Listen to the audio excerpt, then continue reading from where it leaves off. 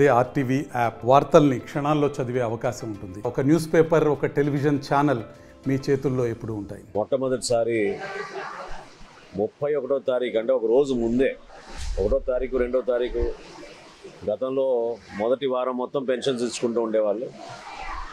ఒక మార్పు తీసుకురావాలి మంచి పరిపాలన ద్వారా అని గౌరవ ముఖ్యమంత్రి గారు చంద్రబాబు నాయుడు గారు తీసుకున్న నిర్ణయం మేరకు రాష్ట్ర వ్యాప్తంగా ఎన్టీఆర్ భరోసా పెన్షన్లు ఈ రోజున 31వ తారీఖునే లబ్ధిదారులకి అందరికీ అందించడం జరిగింది. ప్రస్తుతం జగన్ పాలనలో ఉన్నాం. ఉదయం నుంచి ఇంత పెద్ద ఎత్తున వాన కురుస్తున్నా కూడా పాపం చాలామంది ఆ పెన్షన్ కోసం ఎదురు చూసేవాళ్ళు.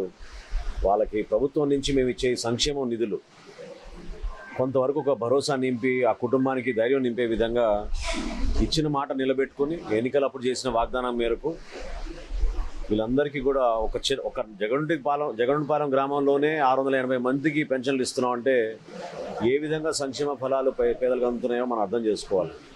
సో రాష్ట్ర వ్యాప్తంగా 4,000 కోట్ల రూపాయలు ఈ విధంగా పేద ప్రజలకి ఒక భరోసా కల్పించి వాళ్ళు స్థిరంగా వాళ్ళ కుటుంబాన్ని జాగ్రత్తగా నడిపించుకుని వాళ్ళ బిడ్డలు చదివించుకొని ఎంతోమంది దివ్యాంగులు, వితంతులు, చిన్న వయసులో పాపం భర్తలు కోల్పోయిన మహిళలు చిన్న చిన్న వ్యాపారాలు కుట్టు మెషిన్లు పెట్టుకొని వాళ్ళు నడుపుకుంటున్నారు.